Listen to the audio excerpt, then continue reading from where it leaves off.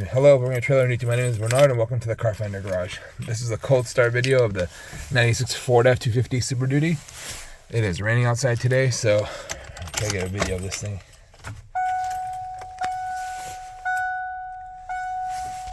Everything's cold. Cold hasn't been turned on for a few days, actually.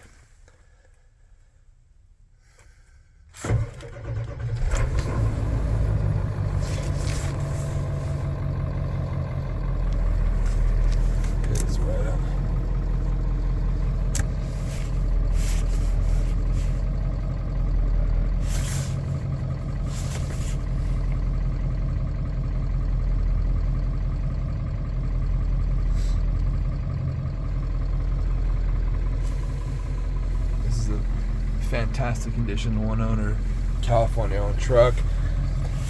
Customer used it to go duck hunting. Maintained it really well over the years. Bought it brand new in 1996, and it was his duck hunting truck.